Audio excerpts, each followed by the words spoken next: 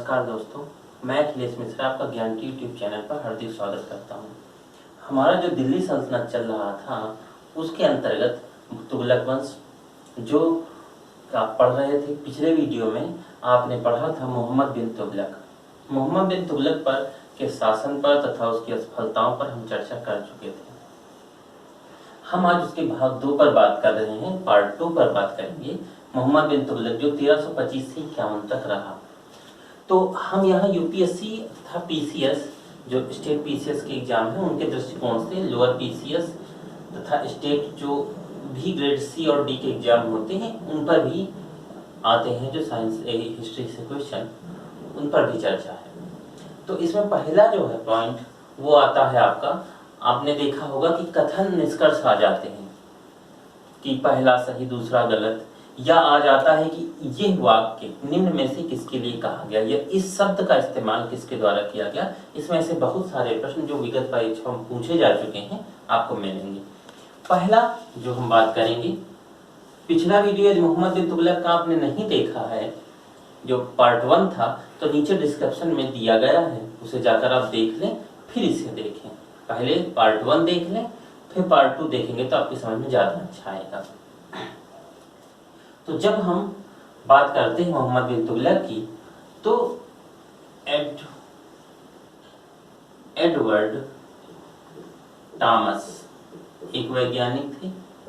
Edward Thomas ने मोहम्मद बिन तुगलक के लिए एक शब्द का इस्तेमाल किया है, और शब्द क्या था? शब्द है कि धनवानों का राजकुमार। धनवानों का राजकुमार, धनवानों का राजकुमार, ठीक। प्रिंस ऑफ रिचेज किसके लिए शब्द इस्तेमाल किया गया? तो मोहम्मद बिन तुगलक के लिए। और ये किसने कहा? तो एडवर्ड टॉमस ने। बड़ा सरल, यहाँ से 3 बार प्रश्न बनते हैं कि मोहम्मद बिन तुगलक के लिए धनवानों का राजकुमार किसने कहा था? तो एडवर्ड टॉमस ने कहा था। और धनवानों का राजकुमार किसे कहा जाता है? ग्रुप सी और डी जैसी परीक्षा में पूछ लिया जाता है तो मोहम्मद बिन तुगलक के लिए कहा जाता है। लेकिन पीसीएस और आईएएस जैसी परीक्षा में पूछेंगे कि मोहम्मद बिन तुगलक के लिए धनवानों का राजकुमार शब्द किस वैज्ञानिक या किस इतिहासकार द्वारा प्रयोग किया गया? तो एडवर्ड टॉमस के द्वारा। पॉइंट नंबर 2, एल्फिंस्टन ने, ये भी एक वैज्ञानिक थे।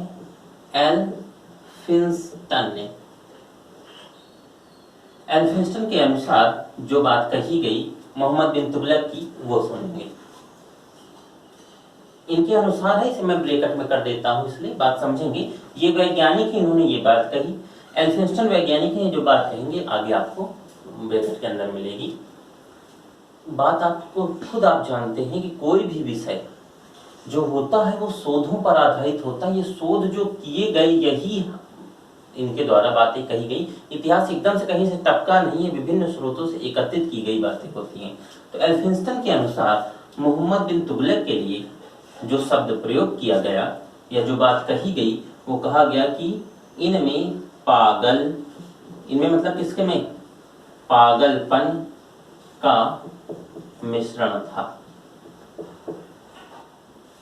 था, या इनमें कुछ पागलपन का मिश्रण का है, या कुछ बुक्स में ये भी लिखा है पागलपन का अंश था। किसके विचारों में? मोहम्मद बिन तुगलक के विचारों में।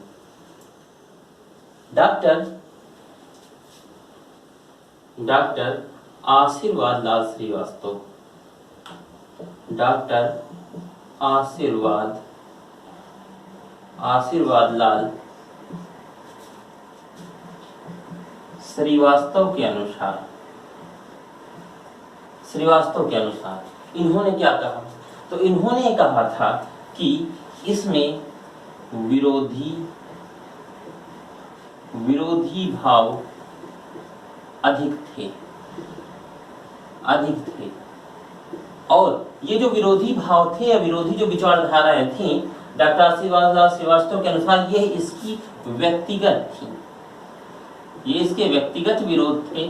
मतलब इसमें था क्या कि जैसे आपने देखा पिछले वीडियो में आपने पढ़ा था कि उसके जो 5 कार्य थे, जो इस्लामी के अनुसार 5 काम जो उसने बताए थे कि मुद्रा का परिवर्तन, सांकेतिक मुद्रा का चलन, राजधानी परिवर्तन, कराची अभियान, खुरासान अभियान, दोआब कर वृद्धि, ये सारे 5 के 5 काम उसके असफल हुए। तो ये जो उसका विरोध था वो अपना आंतरिक विद्रोह था, उसके अंतर अपना विचार उठते थे, उन्हें वो अपने मंत्रियों के सामने परोसता था। वो काम हो ना हो वो सेकेंडरी बात थी। तो ये जो विरोधी तत्व थे ये इसके अपने थे। आशीर्वाद श्रीवास्तव के अनुसार डॉक्टर ईश्वरी प्रसाद के अनुसार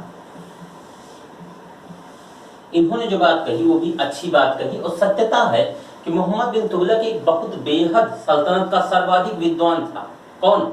मोहम्मद बिन तुगलक, जिसे हमने पीछे पढ़ा हुआ है कि अरबी भाषा, फारसी भाषा का बहुत बड़ा विद्वान, गणित शास्त्र, खगोल विज्ञान, तर्क शास्त्र, नीति शास्त्र, चिकित्सा शास्त्र जैसे, दर्शन शास्त्र जैसे बड़े बड़े विषयों का ज्ञाता। और उसको कहा क्या जा रहा विरोधी तत्व, पागलपन, धनवानों का राजकुमार, जिसको आज आप ये भी कह सकते हैं लोफर। लोफर भी तो इसी के लिए कहा जाता है। खैर, डॉक्टर ईश्वरी प्रसाद के अनुसार कहा गया कि सबसे सर्वाधिक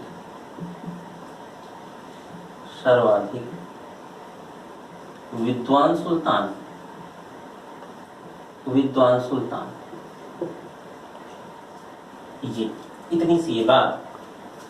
ये प्रश्न यूपीएससी के दृष्टिकोण से ये चारों पॉइंट, चाहे आप प्री मान लें या मेंस मान लें, मेंस जो डिस्क्रिप्टिव आता है आपका डिस्क्रिप्टिव है तो बहुत अच्छा आएगा, सब्जेक्ट हिस्ट्री है।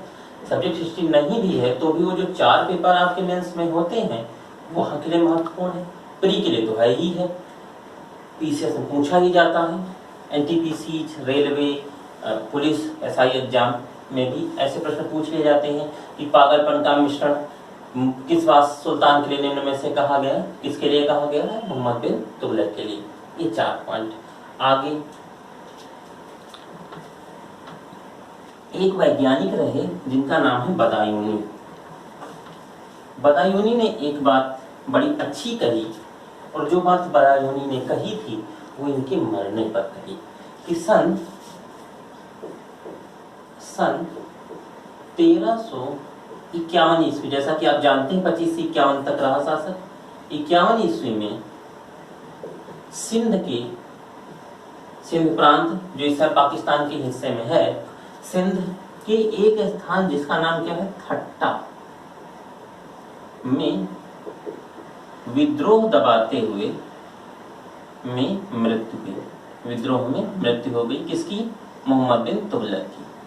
विद्रोह में मृत्यु हुई। और विद्रोह कहाँ हो रहा था? तो थट्टा में हो रहा था। थट्टा कहाँ है? तो सिंध में। 1351 में बड़ा सारा सवाल है। मोहम्मद बिन तुगलक की मृत्यु 1351 में हुई। कहाँ का विद्रोह दबाते हुए? ऑप्शन में सिंध हो तो बहुत अच्छा है, सिंध का विद्रोह दबाते हुए। सिंध नहीं है तो थट्टा सिंध का, अब ब्रैकेट के अंदर होगा, का विद्रोह दबाते हुए मृत्यु हुई। अब यहाँ पर जब ये मरा तो मरने के बाद बदायूनी ने एक बहुत अच्छी बात कही, जहां हम चल रहे हैं वही बात है। बदायूनी नाम के एक वैज्ञानिक थे या इतिहासकार थे, बदायूनी। इन्होंने कहा, जो इनके अनुसार की बात है उसको देखेंगे, जब ये मर गए तो मरने के बाद लोगों को बातें बहुत आती है ना कि मरने के बाद ही इतिहासकार बोलते हैं, पहले नहीं बोलते थे। तो बदायूनी ने कहा कि सुल्तान को प्रजा से और प्रजा को सुल्तान से मुक्ति मिल गई।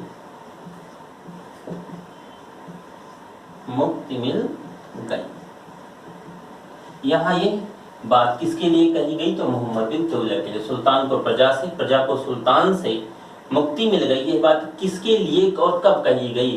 तो मोहम्मद बिन तुगलक के मरने पर कहा गया बदायूनी के द्वारा। इन्होंने बात कही कि अच्छा ऐसा क्यों कहा? क्योंकि हो क्या रहा था कि जितने भी कार्य कर रहा था ये सारे के सारे मत्थे किसके जा रहे थे या भोगने किसे पड़ रहे थे? तो वह भोगने पड़ रहे थे प्रजा को, अर्थात जनता को। इतनी तो बात ही हुई। ये थी विद्रोह की बातें। अच्छा, अब सुनो, जो मोहम्मद बिन तुगलक था, इसके शासन काल में 34 विद्रोह हुए। बहुत बढ़िया प्रश्न है। कितने विद्रोह हुए? 34 विद्रोह। शासन काल में, मोहम्मद बिन तुगलक के शासन काल में कितने विद्रोह हुए? 34 विद्रोह कुल हुए। टोटल जो कुल विद्रोह हुए कितने हुए? 34। इसमें अकेले दक्षिण भारत में कितने हुए? केवल दक्षिण भारत में कितने हुए? तो दक्षिण भारत में जो विद्रोह हुए उनकी संख्या सबसे ज्यादा थी। तो कितने हुए? 27 विद्रोह। बहुत बढ़िया प्रश्न है। यदि विद्रोह की संख्या पूछ ले तो बहुत बेस्ट है।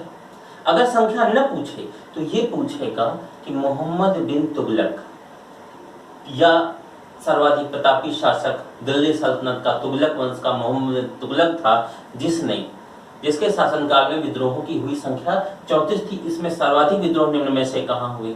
दक्षिण भारत, मध्य भारत, पूर्वी भारत, उत्तर भारत। तो याद रखेंगे सबसे ज्यादा कहाँ हुए? दक्षिण भारत में, जिनकी संख्या 27 थी। अब बात आती प्रमुख विद्रोह कौन कौन से थे। इनमें से जो प्रमुख, जो दक्षिण भारत के अब जो कुल विद्रोह थे, इनके प्रमुख विद्रोह कौन कौन से थे? कुछ ऐसे विद्रोह होते हैं ना जो तोड़ने का काम करते हैं, तो उनको हम देखेंगे। पहले प्रमुख विद्रोह कौन से थे? प्रमुखतः 3 विद्रोह थे जो कि नुकसानदायक रहे।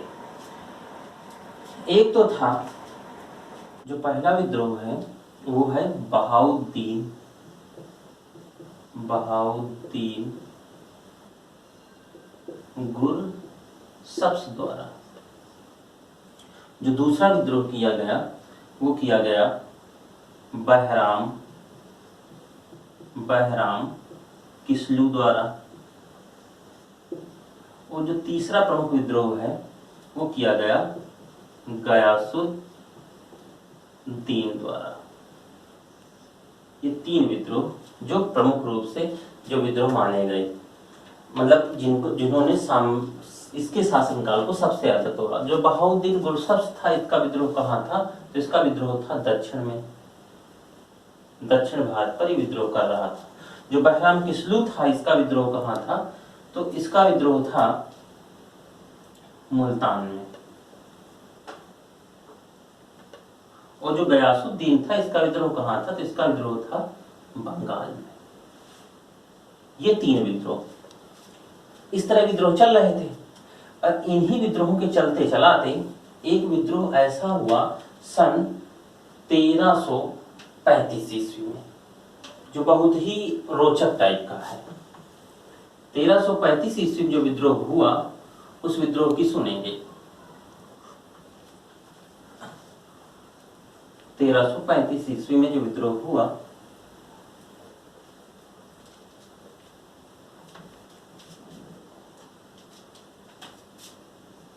सन 1335 ईस्वी में विद्रोह हुआ। और किसने किया था? तो किया था एहसान खान ने। नाम याद रखना, एहसान खान। एहसान खान ने जो विद्रोह किया सन 1335 ईस्वी में, उसमें हुआ ये कि जितनी भी सेना सुल्तान की तरफ से जो गई, जो सुल्तान की तरफ से सेना गई थी, उस सेना ने जाकर के और सेना जो भेजी गई वह विद्रोहियों से मिल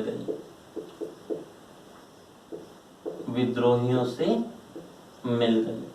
भैया मेंस वालों, बहुत ध्यान से बात समझो कि तुमने भेजा सेना लड़ने के लिए।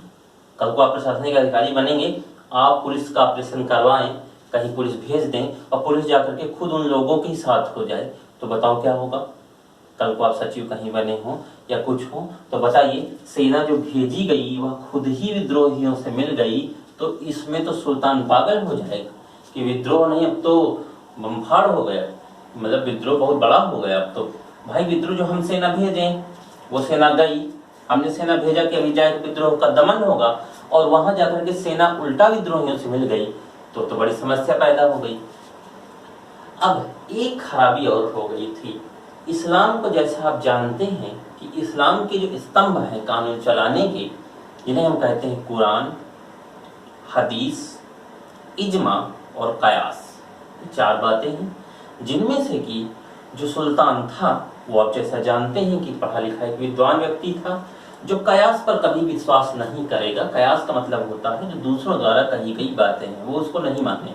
वो मानेगा किसे? तो कुरान को मानेगा जो खुदा द्वारा प्रेषित की गई है, और दूसरा मानेगा तो किसे मानेगा? तो हदीस को मानेगा जो मोहम्मद पैगंबर साहब की अपनी बातें हैं। ये दो बात मानेगा, लेकिन ना वो इजमा मानेगा ना वो कयास मानेगा।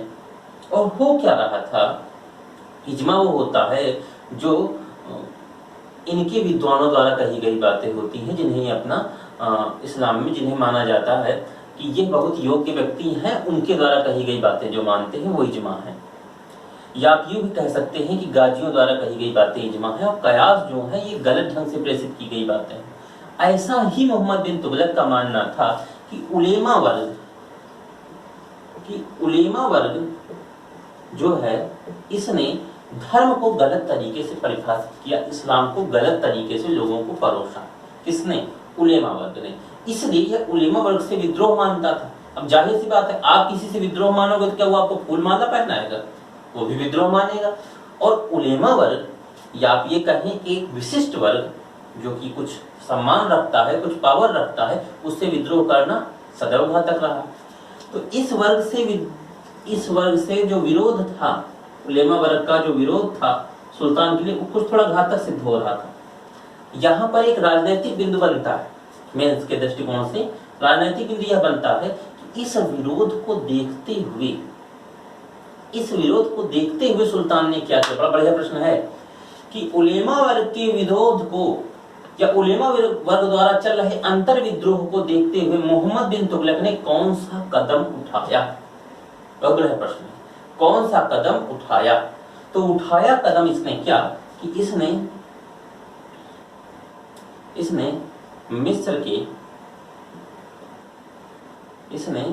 मिस्र के अब्बासी खलीफा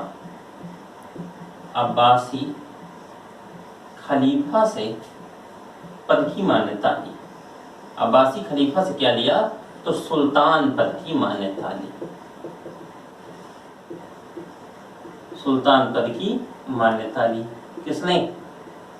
मोहम्मद बिन तुगलक ने। जबकि जरूरी नहीं था, कोई आवश्यकता नहीं थी इसकी, इसका काम बढ़िया चल सकता था, लेकिन क्यों लिया? इनका मुंह बंद कराने के लिए कि मैं धर्म के प्रति समर्पित हूं, ये बात शो ऑफ करने के लिए इसने क्या किया कि सुल्तान पद की मान्यता ली। पहला काम। दूसरा, अब जब इसने मान्यता ली तो खुतबा पढ़वाएगा, सिक्कों पर खुतबा लिखवाएगा। तो इसने क्या किया? इसने खलीफा के नाम का खुतबा पढ़वाया। ठीक, खुतबा पढ़वाया। खुतबा पढ़वाने के साथ साथ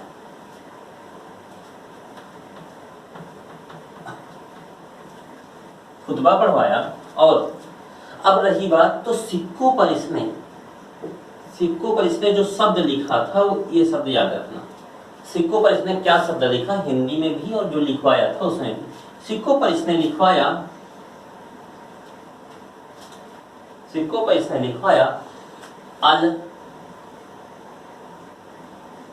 अल सुल्तान जिल्ली अल्लाह।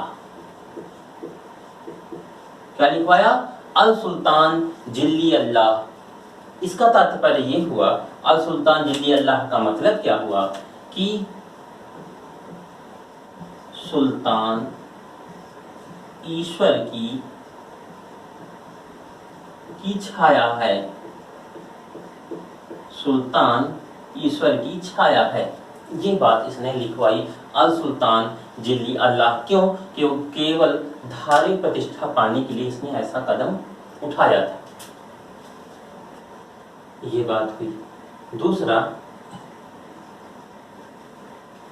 इसने एक काम और किया कि जब अपने विरोध करने लगे, ये भी एक राजनीतिक बिंदु है, जब अपने विरोध करने लगे तो आदमी को मजबूरन दूसरों पर विश्वास करना पड़ता है। इसने एक काम और किया था, क्योंकि एक विद्वान व्यक्ति था, धार्मिक प्रतिष्ठा इसने या धार्मिकता जो इसने प्रदर्शित की वो शासनकाल के प्रारंभिक चरण पर नहीं थी, वो मध्य चरण के बाद थी। मतलब है 1325 से लेकर के लगभग 35 तक इसने ऐसा नहीं किया, उसके बाद ऐसा करना प्रारंभ किया। इसका मतलब है कि यह ऐसा था नहीं से ऐसा बनना पड़ा था। इसने एक काम और किया कि इसने जातिगत सैनिक नहीं भर्ती किए। इसकी सेना में जो सैनिक थे वो कौन कौन से थे, तो वो इसने तुर्कों के अलावा मंगोल, विदेशी और भी जो अन्य देशों के थे तथा हिंदू, इनको भी इसने भर्ती किया सेना में। किसने? मोहम्मद बिन तुगलक ने। इसके साथ इसने योग्यता को प्रमुखता दी, योग्यता को प्रमुखता दी कि आपको कुछ भी बनना है, आप वजीर बनो, सैनिक बनो या जो भी बनना है, जो भी पद आपको मिलेंगे वो किसके हिसाब से मिलेंगे? अकॉर्डिंग टू एबिलिटी आपको दिए जाएंगे। ऐसे नहीं कि आप किसी कास्ट या कैटेगरी से बिलोंग करते हैं तो आपको पद दे दिया गया था, ऐसा ही था। एक और सर्वप्रथम प्रश्न बहुत बढ़िया बनेगा कि सर्वप्रथम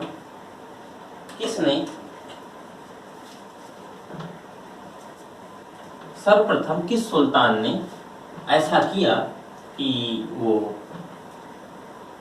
रजिस्टर बनवाया? सबसे पहले कौन सा सुल्तान दिल्ली सल्तनत का है जिसने सर्वप्रथम शासन व्यवस्था संचालन के लिए रजिस्टर बनवाया या लेखा जोखा रखने के लिए रजिस्टर बनवाया? तो याद रखेंगे सर्वप्रथम लेखा जोखा या आय व्यय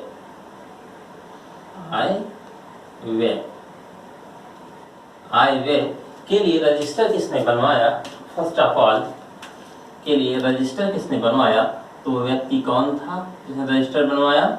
तो व्यक्ति था मोहम्मद बिन तुगलक। मोहम्मद बिन तुगलक एक अच्छा कवि था। कौन? मोहम्मद बिन तुगलक अच्छा कवि था एवं कला प्रेमी था। कौन? मोहम्मद बिन तुगलक। ये 2 पॉइंट बढ़िया है कि अच्छा कवि था और कला प्रेमी था। तो कवि यदि होगा तो किस भाषा में कविताएं लिखता होगा या पढ़ता होगा, सुनता होगा, जो बात करें आप।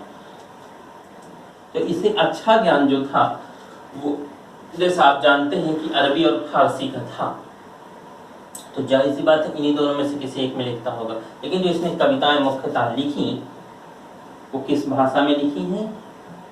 तो फारसी भाषा में। ठीक,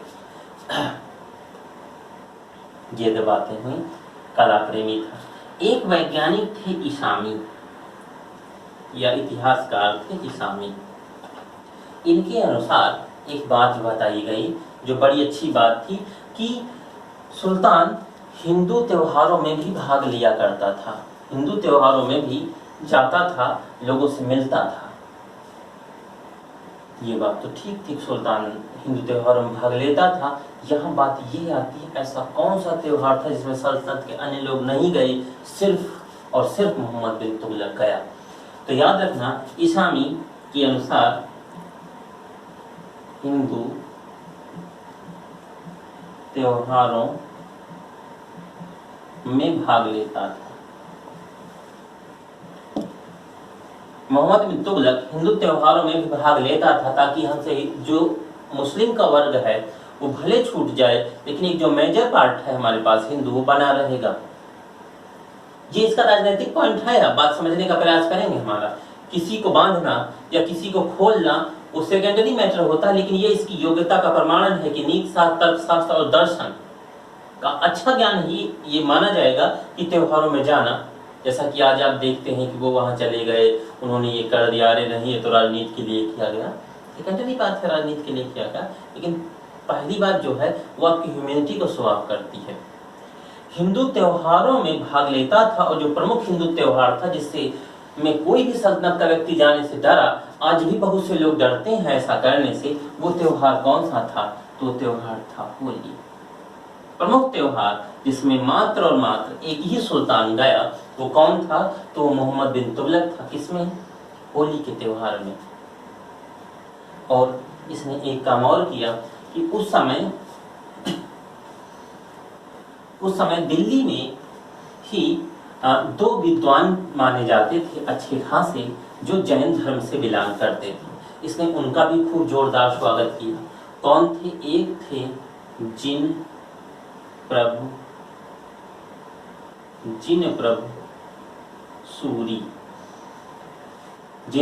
सूरी, और दूसरे थे राजशेखर। ये दो अलग अलग लोग हैं, जिन प्रभु सूरी और राजशेखर। ये दोनों लोग कौन थे? तो ये जैन धर्म से थे, या जैन मुनि थे। ये दोनों लोग जिन प्रभु सूरी और राजशेखर, इन दोनों लोगों का दिल्ली में स्वागत किया।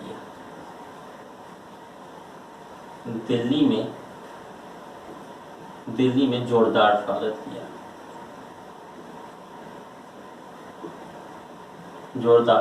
किया। किसने किया? तो मोहम्मद बिन तुगलक ने। ये भी एक राजनीतिक बिंदु था कि हमसे और लोग छूट जाएं तो छूट जाएं, लेकिन कम से कम जब होता क्या है, आपने आज भी देखा होगा कि जब भी किसी धर्म से को खुश करना होता है तो हम उसके धर्म के उस व्यक्ति को खुश कर रहे होते हैं जिसको ज्यादातर लोग सम्मान करते हैं। धर्म हो, जाति हो, देश हो। जैसे हमें अमेरिका से व्यवहार करना होता तो वहाँ के नागरिकों से व्यवहार नहीं करते, हम डायरेक्ट टर्म से व्यवहार करते हैं। आपने चाहे ऐसा देखा भी हो कि वहाँ के राष्ट्रपति से हम सीधे संपर्क करते हैं। अच्छा, ये दोनों इनको खुश किया। इसने एक छोटा सा काम और किया था। इसने तकावी जिसे शुद्ध भाषा में कहते हैं कृषि ऋण, इसे भी राजनीतिक कारण कहें या इसे इसका कहें कि जैसा आप जानते हैं कि जब वो खुरासान अभियान के बाद द्वापर वृद्धि की, तब इसे तकावी देनी पड़ी थी।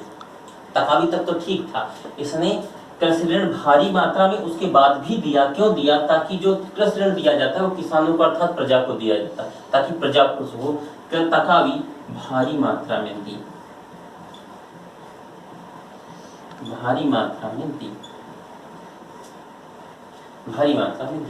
ये कुछ छोटे छोटे से बिंदु थे। कवि प्रेमी होना, होली का त्योहार मनाना, और कला प्रेमी होना, जिन प्रभु सूरी का स्वागत करना, राजशेखर का स्वागत करना।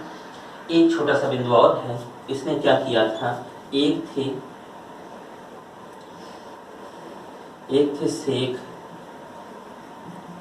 सिहाबुद्दीन। ये सूफी संत थे। शेख सिहाबुद्दीन जो थे वो एक सूफी संत थे। या केवल सूफी थे। इन्हें इसने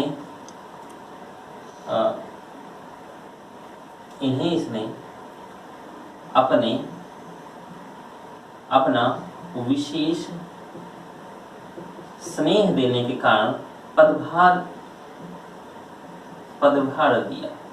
मतलब इसे शासन में पदभार आसीन किया था। किसे? शेख सिहाबुद्दीन को। और एक और थे, उनका नाम, उन्हें ऐसे चिराग दिल्ली कहा जाता है। चिराग ए दिल्ली, ये भी एक सूफी संत थे। से सुल्तान का विरोध था।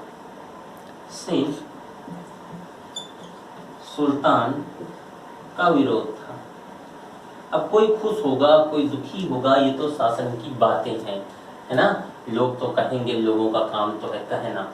कोई लड़ेगा तो कोई खुश रहेगा, ये तो चलता रहता है। तो शेख सिहाबुद्दीन ने से विशेष स्नेह था। तो चिरागे दिल्ली एक सूफी संत थे, इनका नाम कुछ और था। इस नाम से विशेषता मेंशन होते थे, चिरागे दिल्ली नाम से। तो इनसे इसका कुछ थोड़ा विरोध था। ये सारी बातें होते करते इतने विरोधों के कारण एक काम और हो गया कि ये ज्यादातर जो विद्रोह हुए, जैसा आपने भी सुना कि 27 विद्रोह लगभग दक्षिण भारत में हुए। दक्षिण भारत में विद्रोह हुए। बहराम किस्लू, बहाउद्दीन और वो गुरसब्स, गयासुद्दीन, सब लोगों ने विद्रोह किया। तो होता क्या है, जब ज्यादा विद्रोह होते हैं तो ज्यादा विद्रोह होने से किसी दूसरे बंदे को लाभ हो रहा होता है। तो हुआ क्या कि जब दिल्ली दक्षिण भारत में सर्वाधिक जो विद्रोह हुए, कहाँ हुए थे, तो दक्षिण भारत में। इससे कुछ प्रमुख साम्राज्य थे जिनका उदय होगा, और किसके शासनकाल में हुआ, तो मोहम्मद बिन तुगलक के शासनकाल में। किसका हुआ, तो विजय नगर साम्राज्य का उदय हुआ। विजयनगर साम्राज्य का उदय। दूसरा जो था वो था बहमनी साम्राज्य। और तीसरा साम्राज्य जिसका उदय हुआ दक्षिण भारत में वो था मदुरै साम्राज्य। ये जो तीन साम्राज्य का उदय हो पाया वो किसके कारण से हो पाया, तो दक्षिण भारत में हो रहे विद्रोहों के कारण से। लेकिन इनका सबका जिम्मेदार मोहम्मद बिन तुगलक है। भाई विद्रोह हो रहे हैं, इसका मतलब है कोई ना कोई वीक पॉइंट आप में है, और जो भी वीक पॉइंट था इस्लामी के अनुसार वो व्यक्तिगत इसके अपने से ही अंतर विरोध से परेशान था। कौन, मोहम्मद बिन तुगलक। जैसा आपने देखा कि पिछले जो इसके कार्य थे वो खराब हुए। तो ये सारी बातें थी, ये साम्राज्य का जो उदय हुआ और सब कुछ हुआ। 1337 में नगरकोट विजय हुई इसकी, 1335 ईस्वी में एहसान खां का विरोध हुआ। ऐसे सारे विरोध होते रहे और 1351 में मर गया, जो भी पीछे बता भी चुके हैं हम। और इसी प्रकार से तुगलक का समाप्ति हुई और 1351 में इसका चचेरा भाई फिरोज तुगलक शासक बना। ठीक है दोस्तों।